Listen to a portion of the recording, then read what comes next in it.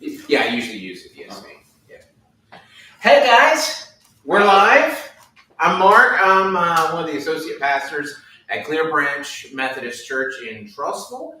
And this is something that we're trying out. It's kind of a concept we're trying out where we've got some folks here in the room, but we've also got you there online. And this is our summer Bible study. For the next 6 weeks, we're going to be getting together and enjoying this time in the Word. And we're specifically, this summer, going to be going through what I consider to be one of the best summer road trips ever, the book of Exodus. Get it? Because they traveled? Yep. Yeah. So, let us know in the comments where you're watching from. And, yeah, there you go. So, as I was going through, basically kind of mapping out the next 6 weeks, I was trying to figure out the best way to organize it. And I was trying to figure out how to, do I go from like tent pole thing to tent pole thing, or do I go through it, just hit some big events and just kind of graze? Because 6 weeks sounds like a lot, but it's really not, because there's a lot in the book of Exodus. Exodus has a lot of stuff going on. And in fact, we're going to cover chapters 1 and 2 tonight. And that's going to cover some backstory. It's going to cover some of Moses' early life. And it's going to set the stage for a lot of really, really cool stuff, And as I was reading through this and preparing for this whole series, one thing that really struck me that had not jumped out at me before was that so much of the book of Exodus kind of revolves around that concept of home. A home is being searched for. A home is being enjoyed. A home is being, longed for.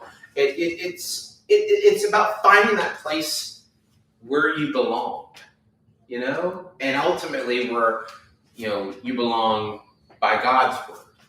And it never hit me. That concept, it just never hit me as much as it did when I was going through this. But if you look at how Exodus is laid out, there are 3 big sections. And the middle section is like 10 months long. The end section is like 8 months long. This first section, the first 2 chapters that we're talking about tonight, it covers 430 years. So we'll be here until Thursday. I'm kidding. A lot of that is actually need snacks. Mark. Yeah, we're gonna need some snacks. I had pork rinds. There are pork rinds in the kitchen in there. So yeah. But yeah, this first chapter especially covers a lot of time because they really want to show that there was a separation, and so they really list it out. And it begins out, Israel increasing greatly in Egypt. These are the names of the sons of Israel who came to Egypt with Jacob, each with his household: Reuben, my favorite sandwich, by the way; Simeon, Levi, Judah, Ishar, Zebulun, Benjamin, Dan and Naphtali, Gad and Asher. All the descendants of Jacob were 70 persons. Those were just the big hitters. Joseph was already in Egypt. Then Joseph died, and all of his brothers and all that generation. But the people of Israel were fruitful and increased greatly. They multiplied and grew exceedingly strong, so that the land was filled with them. Now, in Exodus 1:8, it includes the verse, "Now there arose a new king over Egypt who did not know Joseph." This king is not identified because of a couple of reasons. First, the thing is, they don't have a lot of very specific records from that time. Also, as far as the official Egyptian record, there is no record of an Israeli occupation in the history of Egypt. Not saying it didn't happen. I'm saying that they don't officially have this lineage recognized, which makes it hard for us to determine which ruler this was. There are many different theories and a few people that think they know. But when it comes down to it, it's hard to be sure because we don't have an accurate timeline that goes back that far that tells us exactly who this person is. The narrative is just way too vague when it comes to this. So we get on to verse 8, where the Pharaoh is oppressing Israel. Now, there arose a new king over Egypt who did not know Joseph. That's key, because what they're saying is they're really trying to create that distance. And they're painting a picture of how long it is. Why? Do you have any ideas of why they would want to really double down on this was a long time since Joseph?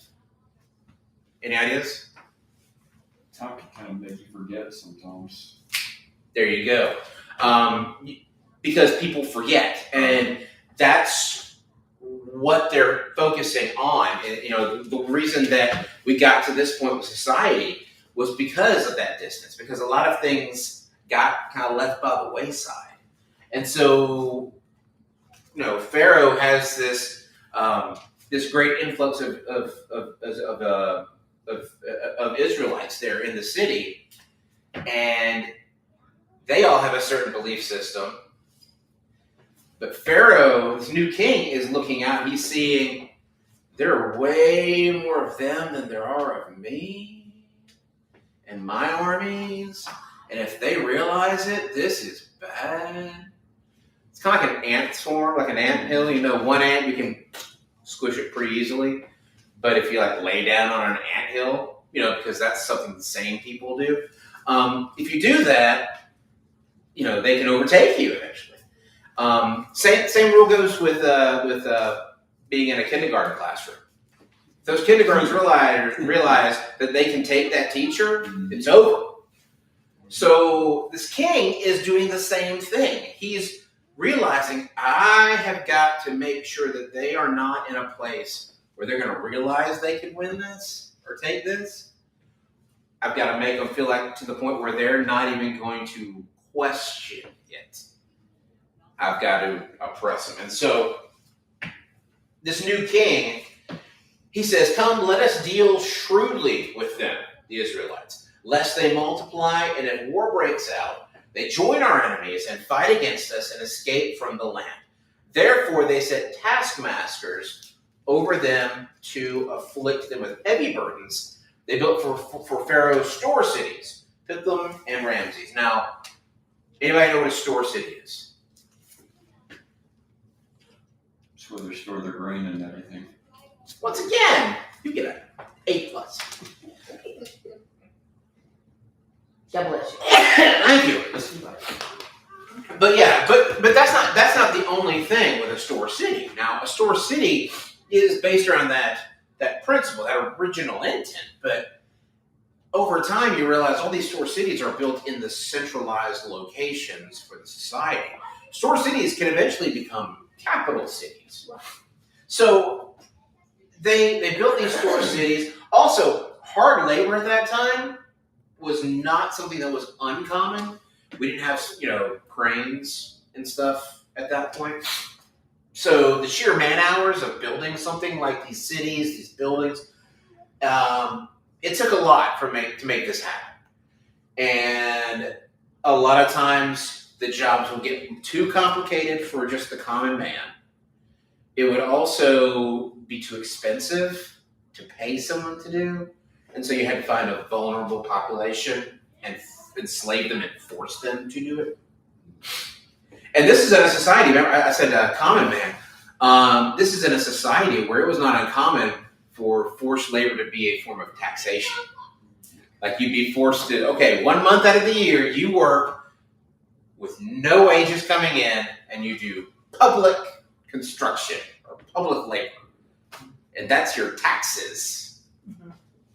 So, which some people would actually be kind of cool with. Not me. Nobody wants me helping to build a government building. Nobody wants. That's my wife, not me. So, the more they're oppressed, the more they multiplied, and the more they spread abroad.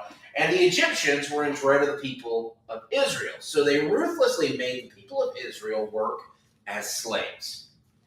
and made their lives bitter with hard service in mortar and brick. Now, being a bricklayer at this point, awful. Because it was dirty, it was muddy, those things were heavy. Being a bricklayer was awful. It reminds me when I was in India last year. We were doing some work with Gospel Trumpets there in Hyderabad, and they're building onto the orphanage that we work with there. And I got to go to some of the under construction areas, and they still use a lot of the old ways. Like they dump the brick making equipment. I mean, the brick making materials, the sand, the gravel. They dump all that in piles on the roof, and just make the bricks and put them on the walls, and then move everything up the floor. I mean, it's wild. It's not something that OSHA would have signed off on. Lots of people just dangling with, lashed together bamboo scaffolding and yeah. But I mean, on my desk right now, I've got a stone that I took from one of the piles that would have been a brick. Artwork. Yeah. I say all that to get to these guys that were bricklayers. Once again, they still use partially the old ways of doing it. They were bringing bags of sand, bags of gravel up 4 flights of stairs on their head and over shoulders. And these guys were they weren't like your bodybuilders, like that for show muscle. They were just like the guys you'd see on the Strongest Man competitions, were just thick and just stout. So yeah, bricklayer, horrible occupation back then. And in all kinds of work in the field. In all their work, they ruthlessly made them work as slaves. Then the king of Egypt said to the Hebrew midwives, one of whom was named Siphrah and the other Puah, then when you serve as midwife to the Hebrew woman and see them on the birth stool, if it's a son, you shall kill him. If it's a daughter, she shall live. Why do you think he said that? He didn't want armies to grow bigger. Yeah, this is a group that's already out of control here, so we don't want them to get any bigger. Yeah. At this point, especially, males could be more of a threat. Right. So that's why you do it with the males. There's a word in that, birth stool. Anybody know what that is? Keep it PG. You can squat. Back in that time, most birth labor was done either kneeling or squatting. And this was a stone that a woman could put her weight on while that was happening. That's what a birth stool is. Also, midwives back then were not just there for the delivery. They were there for all the other parts of it. So throughout the pregnancy, very beginning of the pregnancy in some cases, midwives oversaw the entire thing. So it was a very different sort of society at that point. The midwives feared God and did not do as the king of Egypt commanded them, but let the male children live. So the king of Egypt called the midwives and said to them, why have you done this? Why have you let the male children live? And the midwife said to Pharaoh, because the Hebrew women are not like the Egyptian women, for they are vigorous and give birth before midwives come to them. But they were just too fast. Couldn't do it. We weren't there. We didn't get the call. They were just too fast. Labor was 9 hours. It was too fast.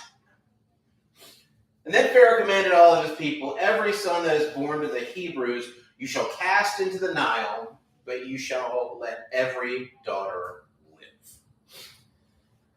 Whew. So we're just throwing babies into the water. I mean, that's, as a parent, that has got to be one of the most heart-wrenching imaginary sights. I'm not sure I could have handled that. But this brings us to the birth of Moses in chapter 2. So, now a man from the house of Levi went and took as his wife a Levite woman. The woman conceived and bore a son. And when she saw that he was a fine child, she hid him for 3 months. Now, the whole thing is 3 months was that's how long she could hide him from the Egyptians. I personally don't understand that because, yeah, size-wise, I guess, fine, but newborns are loud, man. You don't get to sleep. So I don't understand how you can say you can hide. I can't hide them at 3 months, but I can hide them at 2 months.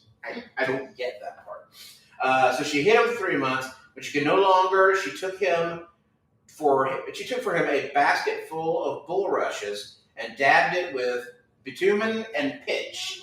And she put the child in it and placed it among the reeds by the riverbank. Couple things with that. Bulrushes, most likely papyrus stalks, and the same material that the lighter Egyptian boats were made of. Also, when you're going back to Hebrew, don't worry, I'm not going to try to butcher the Hebrew. When you go back to Hebrew, the same word for what Noah built is the same word for what Moses was found in. Ark actually covers both of those. But yeah, this was a common practice, the using papyrus stalks to build baskets, which was most likely like kind of something like this with a top on it and just floated. We still have Moses baskets today. Well, yeah, they're like you do a search, Google search for Moses baskets. Yeah. They're all like $500 and they're crazy expensive. Yeah. But one thing though that actually jumped out at me. Okay, it says bitumen and pitch. That's like tar, and that's how they sealed it to make it buoyant, make it float. And also, there's a little bit of brilliance here. Moses' mom, she got rid of the child because she didn't want to be caught keeping it. She got caught keeping it. The Egyptians would have come down on her for defying an order from the king. So technically, she did what she was supposed to do. She, he said to release him into the Nile. She did that. Gave him a boat, but she did. So technically, probably not in the spirit of things, but technically she did end up releasing him into the Nile. So this basket's flat. Yeah, I know. Kids are in the other room. They're playing Xbox. So Moses is in his basket. He's been released. He's floating down. You got him! Retrieved. Right through there. All right. You made it. We live in the woods. Straight ahead. Straight ahead. So we've just gotten Moses released into the Nile. That's where we are now. So while waiting on him to get back, any questions so far? Anything that struck out at you so far? Anything that you've had not thought about?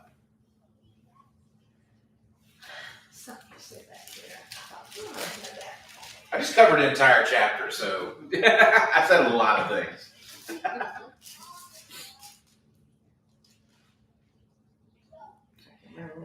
If you're watching on the stream, leave me a comment. Let us know what you consider to be home. We started off tonight talking about how how Exodus has this overarching theme of finding home. So let me know what you consider to be home. So leave the comments. I think it was when you were talking about the way they built the buildings. Sure. The brick was made and put right on the wall, right there. Yeah. Oh Where yeah. our bricks are already made But yeah, there was no prefab. Stock, yeah. No, it was way easier to manufacture on site. Yeah. I mean, there were molds, and I'm like taking pictures of everything. I'm 5 floors up. I'm like looking across the Hyderabad skyline. I'm just taking pictures of bricks, and they're looking at me like I'm an idiot. Like I'm an idiot. Well, yeah. I mean, these guys were just carrying up bags of sand on their shoulders, on their heads.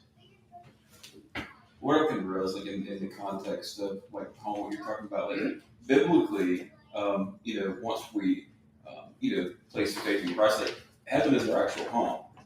This is all temporary. Yeah, it is temporary, and I mean, there's so many different parts of this book in particular that are people searching, which we still do today. We search for a place to call home. We search for that place where we feel that comfort, that that support, and it's sometimes it's immediate, sometimes it takes a bit, but it's something that we all kind of spend our lives looking for. So yeah, I mean, it's not always permanent. Right. Sometimes you can things change. Sometimes the place that you thought you felt like home, and that happens even as you're maturing, right? I mean, the place you felt like home when you were in high school doesn't feel like home when you're in college. It just doesn't. So yeah, that's a good point. So we have Moses. He's been released into the Nile, and his sister stood at a distance to know what would be done with him. She's peeking around a tree, kind of like, okay, make sure I'm, curious, looking for his safety, totally wanting to tee on what happens. Now, the daughter of Pharaoh came down to bathe at the river. While her young women walked beside the river, she saw the basket among the reeds and sent her servant woman, and she took it. When she opened it, she saw the child, and behold, the baby was crying. She took pity on him and said, "This is one of the Hebrews' children. Then his sister said to Pharaoh's daughter, "Shall I go and call you a nurse from the Hebrew women to nurse the child for you?" And the Pharaoh's daughter said to her, "Go." So, a couple of things in that section. First off, she finds this child, and she is Pharaoh's daughter. The daughters of the harem did not have anywhere near the power that the sons did. And the daughters, well, I bet what I'm getting to is there could have been a very big possibility that she would have little to no influence on anything. Really, no influence on anything. Just because she's the daughter of Pharaoh does not mean that she was a princess in royalty. Was it Princess Jasmine did not find Moses? Right. It was she could have been Joe Schmo. So she finds him, and also they call for a wet nurse. Wet nurses were very common in those days. Finally, there's a little bit of extra pity in that too, because she finds this child. She knows what's up. She knows that if I turn this kid in, they're gonna kill him. So there's a little bit of a heart softening there too. That's going on there. She says, go find me a wet nurse. So the girl went and called the child's mother, and Pharaoh's daughter said to her, "Take this child away and nurse him for me, and I will give you your wages." So this woman has a baby, puts it in a boat. The boat goes down the river. Pharaoh's daughter finds it, gives it back to her, and pays her for it. Ain't got good. That's like, I know someone who he retired, and he sold it. The business got sold. He owned the building.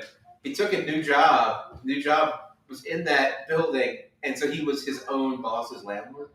I would have breastfed that baby for 25 years. Do what? I said I would have fed that baby for for 25 years. Oh, yeah. Right. Right.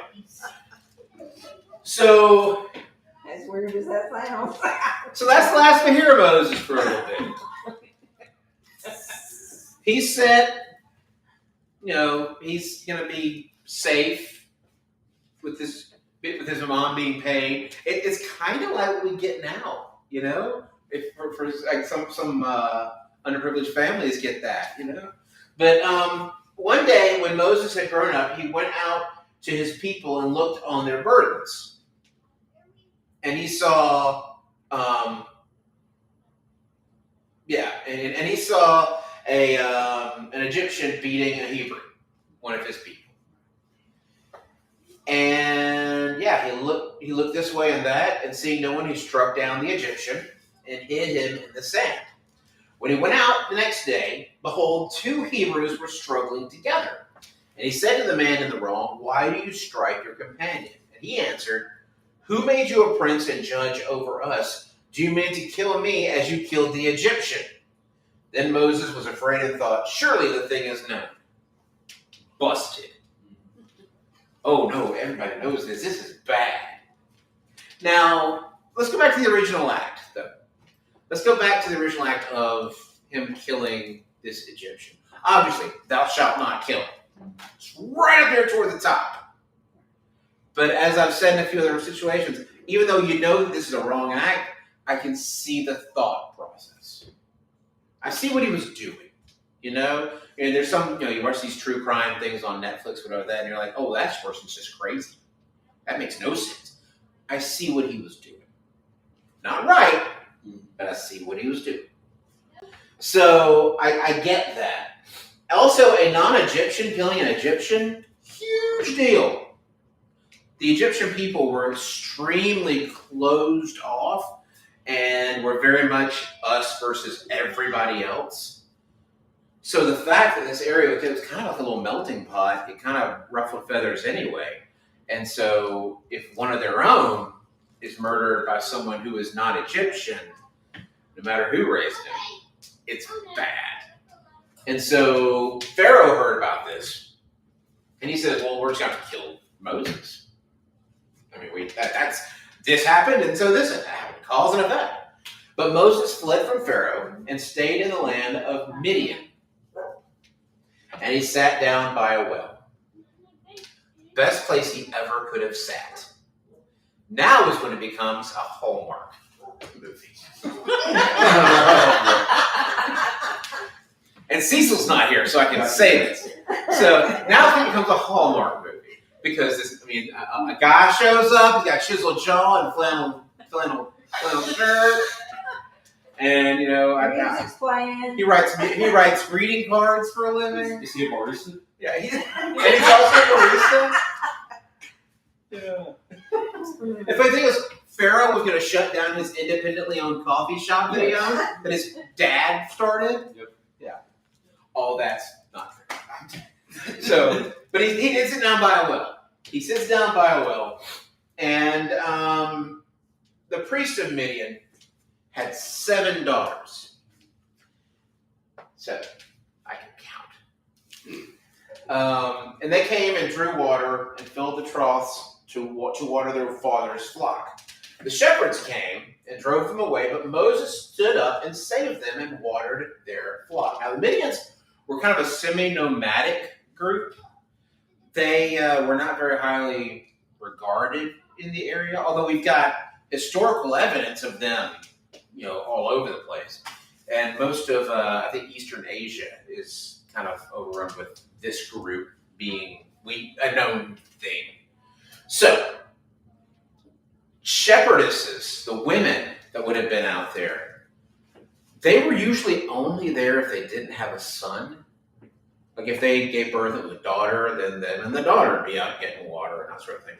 If they had a son, though, the son would be the one doing it.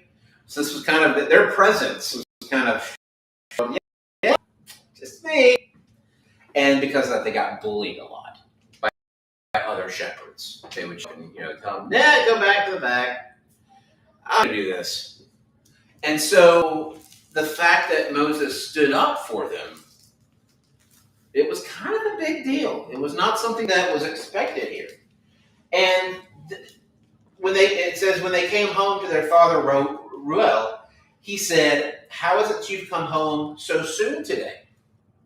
Meaning he was used to them having to fight for their place in line. Taking a while because it was just a struggle to get water for the flock. So he was surprised that they were back so early. He said, and they said, "An Egyptian delivered us out of the hand of the shepherds, and even drew water for us and watered the flock." And he said to his daughters, "Then where is he? Why have you left the man? Call him that he may eat bread." And Moses was content to dwell with the man, and he gave Moses his daughter. She gave birth to a son, and he called his name Gershom, for he said, "I have been a sojourner in a foreign land." So, to this point,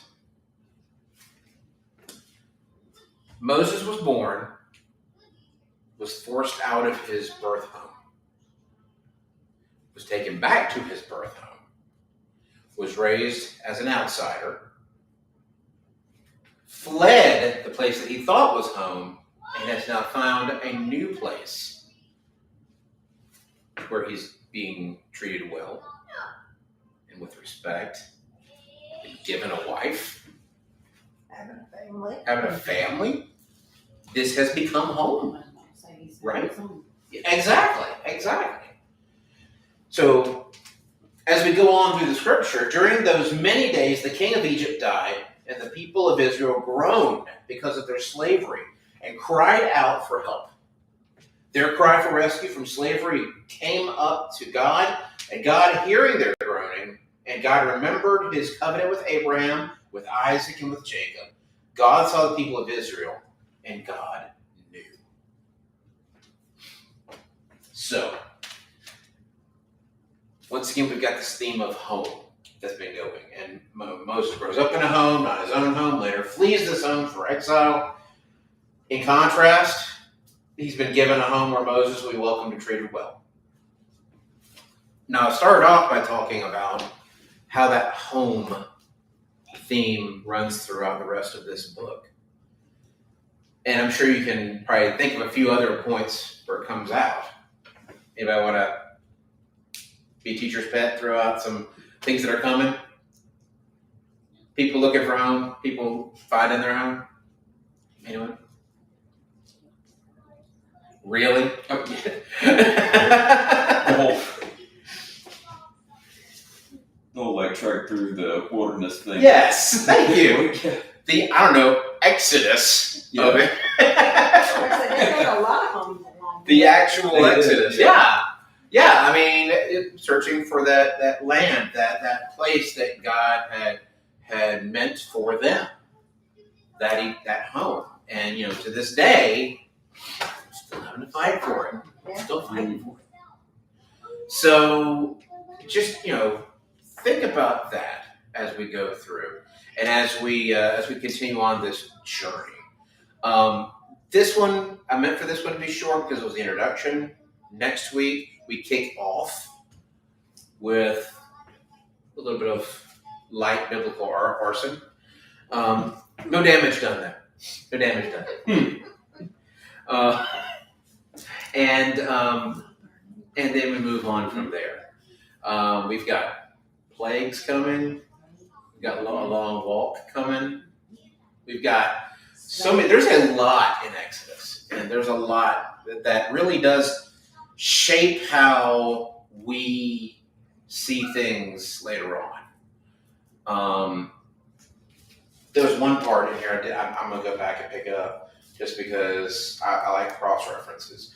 We're talking about Moses as a baby being found in the ark, and it's going down. Those bulrushes, the double layer of reed that basket is made out of, most likely papyrus stalks. It's actually a common practice to use things made out of that. I mentioned the light Egyptian boats. But even over in Isaiah 18:2, it mentions those, it says, which sends ambassadors by the sea and vessels of papyrus on the waters. What his basket was made of also was made of a lot of the same elements that the ark was made from.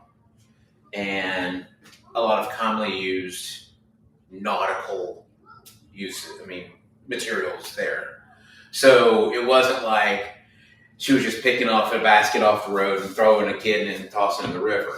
This was a well thought out thing. She was going to save her kid. She roughly had 3 months to consider this. So there you go. Any prayer requests? Anywhere we need to see God working for us? Barrett Breastfield. Who? Barrett Breastfield. Who is that? That is Roman's baby, my cousin's baby. Okay. All right. My grandmother passed away on Sunday, so just for the funeral is Saturday, so that it's 3 boys and it's their mama. That we all get through that. Absolutely. So, Yeah. That's hard. but she lived to be 93, so she had a good long life. Yeah, it was. It's so hard. Yeah, it was pancreatic cancer. Yeah. Oof. So, yeah, they're you know how men are when their mamas die.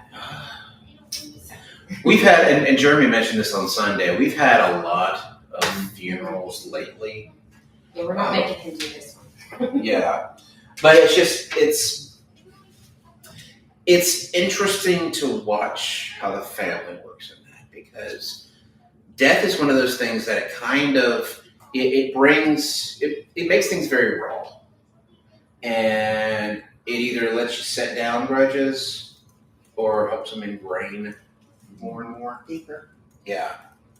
Because it matters. It's things that have importance. And when things have importance, people tend to double down on them. This is how I think this should be done, or, why do you always do this, or that sort of thing. So it's interesting to see the family dynamics in a funeral, because I believe you either see the true people or you see the people with their biggest wall up.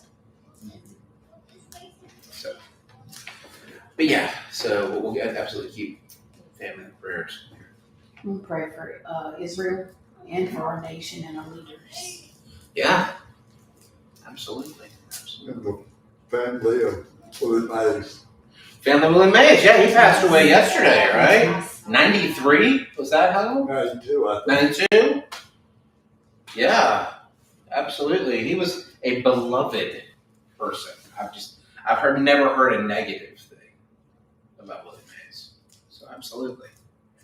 And the Bears were supposed to win that game last night, and they lost it. Oh yeah? Didn't know you were a Barons fan. Huh. Well, I'm He sounds like a baseball fan. Just a baseball fan?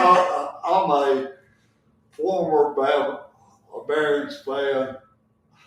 I still keep up with them, but I broke up with them because they're breaking the law and they can't do what they're supposed to do you're supposed to stop 30 minutes for a lightning strike. So safety. They cannot stop 30 minutes for a lightning strike. I mean, it would shut the whole thing down. All the beer, all the hamburgers, They can't afford to stop that. I mean, all the concession stands are out in the Concord. Hmm? And the Concord is not a concealed building. Yeah. I mean, it's got metal fence, it's got rails, other things that lightning could strike. Yeah. Oh yeah. Well, they're flagpoles. I mean, they're things that they could be. Well, I mean, if y'all have ever been out in the thing, there's a place on the right before you go down into the stadium that you could put your baby each meal in there's a chain link fence around the stadium. So safety They concerns. laid it up against that. Yeah.